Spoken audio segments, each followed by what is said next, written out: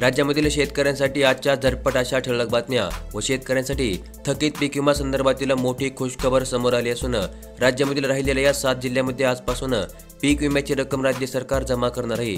तसेच नमो शेतकरी योजनेच्या 7व्या हप्त्याचा प्रश्न देखील मार्गी लागला असून कर्जमाफी, सोयाबीन कापूस अनुदान, पीक विमा 2025 आणि आजचा हवामान अंदाज या प्रकारच्या सर्व बातम्या जाणून घेण्यासाठी तुम्हाला फक्त आजचा व्हिडिओ शेवटपर्यंत पाहायचा आहे आणि चॅनलवरती नवीन असाल तर लगेचच आपल्या चॅनलला सबस्क्राइब करून ठेवायचे।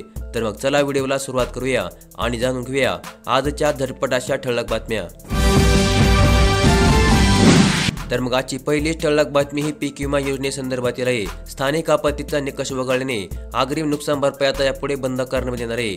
पीक विमा कंपन्यांचे दलाल सरकार शेतकऱ्यांच्या मुळा उठले, पूर्वीप्रमाणे ट्रिगर करण्यामध्ये यावेत अशा प्रकारची मागणी डॉक्टर ढवळे यांच्या मार्फत करण्यात येत आहे। अगोदरच पीक विमा कंपन्यांच्या मार्फत शेतकऱ्यांना पीक विमा नुकसान भरपाई देण्यामध्ये चालढकल होत असताना पीक विमा कंपन्यांचे दलाल झालेले राज्य सरकार शेतकऱ्यांच्या मुळा उठले। पीक विमा योजनेअंतर्गत नुकसान भरपाईसाठी पात्र असलेले स्थानिक आपत्तीमुळे झालेले नुकसान, काढणीपूर्व किंवा काढणीनंतर झालेले नुकसान, पेरणी न झाल्याने झालेले नुकसान ही महत्त्वाचे निकष आता वगळण्यामध्ये आले आहेत आणि यामुळे शेतकऱ्यांनी तक्रार केल्यानंतर देखील पंचनामा करून मिळणारी 25% अग्रिम रक्कम आता यापुढे शेतकऱ्यांना मिळणार नाहीये। त्यामुळे शेतकऱ्यांमध्ये आता नाराजगीचे वातावरण पाहायला मिळत आहे। राज्यामधील लाडक्या बहिणींसाठी सर्वात महत्त्वपूर्ण अशी अपडेट, लाडक्या बहिणींचा पुन्हा एकदा आता सर्व्हे सुरू करण्यात आला आहे। राज्य सरकारच्या मुख्यमंत्री माझी लाडकी बहीण योजनेच्या लाभार्थ्यांची पात्रता निश्चित करण्यासाठी आता सर्वेक्षण मोहिमेला सुरुवात करण्यात आली। या मोहिमेअंतर्गत एकूण 9,349 महिलांचे सर्वेक्षण करण्यात येणार आहे आणि या सर्वेक्षणामध्ये 6,978 विवाहित आणि अविवाहित महिलांबरोबरच 2,371 महिलांचे देखील वयानुसार वर्गीकरण करण्यात येणार आहे। आणि विशेष म्हणजे एकाच कुटुंबातील अनेक महिलांनी लाभ घेतला आहे का याची देखील सखोल चौकशी करण्यात येणार असून प्रशासनाकडून मिळालेल्या माहितीनुसार एका कुटुंबातील फक्त 2 महिलांना आता लाभ वितरित करण्यात येणार आहे। राज्यामधील शेतकऱ्यांसाठी अत्यंत महत्त्वपूर्ण अशी बातमी, लकी ड्रॉऐवजी आता वेळेवर अर्ज करणाऱ्या शेतकऱ्यांना मिळणार लाभ। कृषी योजनांसाठी नवे धोरण, शेतकऱ्यांमध्ये समाधानाची भावना। शेतकऱ्यांना विविध शासकीय कृषी योजनांचा लाभ देण्यासाठी यापूर्वी वापरण्यात येणारी लकी ड्रॉ पद्धत आता यापुढे बंद करण्यात आली। शासनाने नवे धोरण लागू केले असून त्याअंतर्गत जो शेतकरी सर्वप्रथम अर्ज करेल त्याला आता प्राधान्याने लाभ देण्यात येणार आहे। आता यामुळे जे शेतकरी सुरुवातीला अर्ज करतात यांच्यामध्ये समाधानाचे वातावरण पाहायला मिळत आहे। ऑगस्ट महिन्याच्या हप्त्या अगोदर राज्यामध्ये लाडक्या बहिणींसाठी एक अत्यंत धक्कादायक अशी बातमी, 26 लाख लाडक्या बहिणींचे मानधन रोखले, छाननीचे काम राज्य सरकारच्या मार्फत सुरू करण्यात आले। 2.29 कोटी बहिणींचे मानधन आता मात्र सुरू राहणार आहे। विविध कारणांनी अपात्र ठरलेल्या 26,34,000 लाडक्या बहिणींचे मानधन आता राज्य सरकारकडून रोखण्यात आले आहे आणि या सर्व जणींच्या प्रकरणाची छाननी करण्याचे काम राज्य सरकारने सुरू केले आहे। महिला आणि बालविकास विभागाच्या सूत्रांनी दिलेल्या माहितीनुसार 26.34 लाख बहिणींचे मानधन आता हे छाननीचे काम होईपर्यंत रोखण्यात आले आहे। याचा अर्थ या सर्व बहिणी कायमस्वरूपी अपात्र करण्यात आल्यात असे नाही। त्यांपैकी छाननीअंती ज्या बहिणी पात्र ठरतील त्यांना आता नियमितपणे दरमहा 1,500 रुपयांचे मानधन राज्य सरकारच्या मार्फत देण्यात येणार आहे। शेतकरी पुन्हा एकदा रस्त्यावर, MSPची ठोस गॅरंटी द्या अशा प्रकारची मागणी शेतकऱ्यांच्या मार्फत करण्यात येत आहे। सर्व पिकांसाठी किमान आधारभूत किमतीची कायदेशीर हमी ही केवळ हरियाणा आणि पंजाबमधील शेतकऱ्यांची मागणी नाही तर ती संपूर्ण देशामधील शेतकऱ्यांची आहे असे संयुक्त किसान मोर्चाचे अध्यक्ष जगजीत सिंह डब्बीवाल यांनी सोमवारी म्हटले। आणि यामुळे आता शेतकरी रस्त्यावर उतरले असून आम्हाला ठोस MSPची गॅरंटी द्या अशा प्रकारची मागणी करण्यात येत आहे।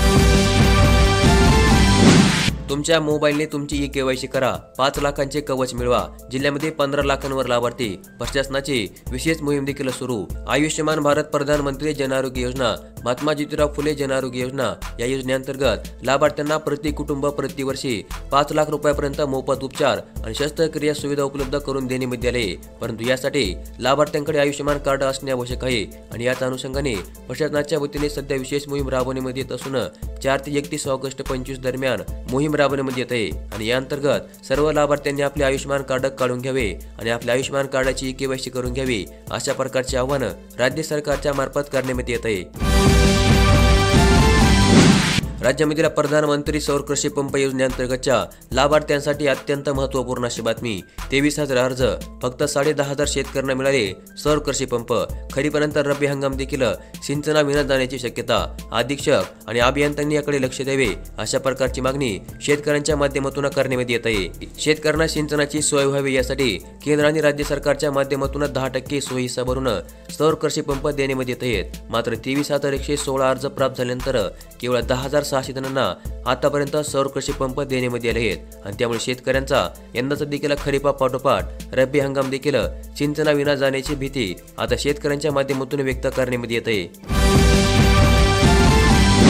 राज्यामधील शेतकऱ्यांचा ई पीक पाणीचा प्रश्न काय मार्गी लागना. ई पीक पाणीचे ॲप पुन्हा एकदा झाले ठप्प.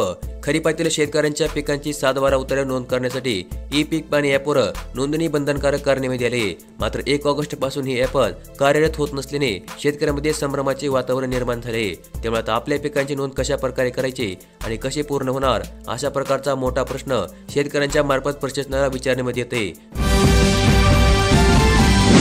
कर्जमाफीच्या प्रतीक्षेमध्ये असणाऱ्या शेतकऱ्यांसाठी मोठी खुशखबर. दिवाळीमध्ये मिळणार शेतकऱ्यांना खुशखबर. शेतकरी कर्जमाफीसाठी सरकार उचलणार पावले. गेल्या काही वर्षापासून नैसर्गिक संकटामुळे सततच्या नापिकीमुळे शेतकरी बांधव त्रस्त झाले आहेत. त्यातल्या त्यात आता शेतकऱ्यांनी पिकवलेल्या मालाला देखील बाजारामध्ये फारसा भाव मिळत नाही आणि यामुळे राज्यामधील अनेक शेतकरी कर्जाच्या ओझ्याखाली आहेत. आणि यामुळे आता गेल्या काही महिन्यापासून शेतकरी कर्जमाफीचा मुद्दा प्रचंड गाजत आहे. गेल्या वर्षी पार पडलेल्या विधानसभा निवडणुकीमध्ये महायुतीच्या नेत्याकडून राज्यामधील शेतकऱ्यांची सरसकट कर्जमाफी करण्यात येईल अशा प्रकारचे आश्वासन देण्यात आले होते. मात्र अजून देखील महायुतीने आपल्या आश्वासनाची पूर्ती केली नसून हेच कारण आहे की शेतकरी बांधव आता कर्जमाफी कधीपर्यंत करण्यात येणार हा सवाल उपस्थित करत आहेत. आणि दरम्यान आता या संदर्भामध्ये राज्याचे DCM म्हणजे अजितदादा पवार यांनी मोठी अपडेट जाहीर केली असून राज्यामधील शेतकऱ्यांची कर्जमाफी आता लवकरच करण्यात येणार आहे. आणि त्यासाठी राज्यामधील शेतकऱ्यांची पडताळणी करण्याचे काम सुरू असून लवकर डाटा प्राप्त होईल आणि यानंतर राज्यामधील शेतकऱ्यांची सरसकट कर्जमाफी करण्यात येईल अशा प्रकारचे आश्वासन उपमुख्यमंत्री महोदयांनी दिले आहे. राज्यामधील सोयाबीन उत्पादक शेतकऱ्यांसाठी एक अत्यंत मोठी खुशखबर. बाजार समितीमध्ये शेतमालाची आवक वाढली. सोयाबीनच्या दरामध्ये 60 रुपयांनी वाढ. बाजार समितीमध्ये सोमवारी गहू, ज्वारी, हरभरा, तूर, उडीद अशा विविध पिकांची आवक वाढली होती. सोयाबीनची जवळपास 4,000 क्विंटलची आवक झाली तर कमाल दर 4,686 रुपये, किमान दर 4,351 रुपये राहिला. तर बैलपोळ्याच्या पूर्वसंध्येला गुरुवारी सोयाबीनचा सर्वसाधारण दर 4,550 एवढा होता आणि जवळपास 60 रुपयांनी दर वाढून सोमवारी सोयाबीनचा सर्वसाधारण दर 4,610 रुपयापर्यंत पाहायला मिळाला. राज्यामधील शेतकऱ्यांसाठी अत्यंत महत्त्वपूर्ण अशी बातमी. खरीप पीक पाणीची झाली 3-13. सर्व्हर चालत नसल्याने 22 दिवसामध्ये केवळ 60% पिकांची नोंद. राज्यामध्ये तांत्रिक अडचणीमुळे आता ही पीक पाणीचे 3-13 झाले आहेत. खरीप हंगामामध्ये राज्यामध्ये आतापर्यंत सुमारे 142 लाख हेक्टरवरील पिकांचा पेरा नोंद झाला असून पेरणी झालेल्या क्षेत्रांपैकी केवळ 60% क्षेत्रावरील पिकांचे आतापर्यंत नोंद करता आले आहे. ही पीक पाण्यासाठी 15 सप्टेंबरपर्यंत मुदत देण्यात आली असून आता उरलेल्या दिवसामध्ये सर्व शेतकऱ्यांची नोंद पूर्ण होईल का अशा प्रकारचा प्रश्न शेतकऱ्यांसमोर उभा राहिला आहे. मुख्यमंत्री फडणवीस यांची अत्यंत मोठी घोषणा.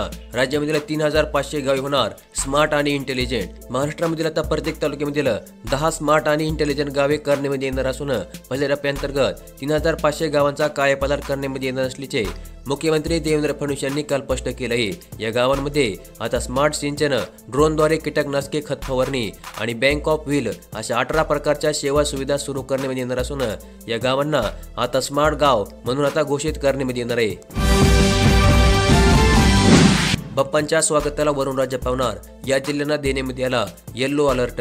2 आठवड्यापूर्वी अतिवृष्टीने अनेक जिल्ह्यांमध्ये पिकांचे अतोनात नुकसान झाले होते. त्यानंतर पावसाने विश्रांती घेतली होती. मात्र 25 ऑगस्ट रोजी मुंबई येथील हवामानशास्त्र विभागाने पुढील 5 दिवसांचा अंदाज वर्तवला असून त्यामध्ये पुढील 3 दिवस राज्यामधील अनेक जिल्ह्यांमध्ये येल्लो अलर्ट जाहीर केला आहे.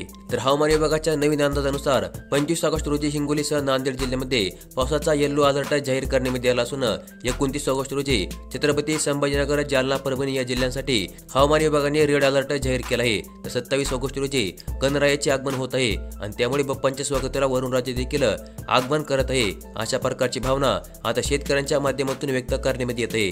तर मग अशा प्रकारच्या आजच्या झटपटाच्या ठळक बातम्या आज आपण या व्हिडिओमध्ये पाहिल्या आणि अशाच प्रकारच्या दररोजच्या दररोज बातम्या पाहण्यासाठी लगेच आपले चॅनल सबस्क्राईब करून ठेवा, नोटिफिकेशन बेलला ऑल वरती सेट करा आणि आजचा व्हिडिओ देखील लाईक करा। धन्यवाद।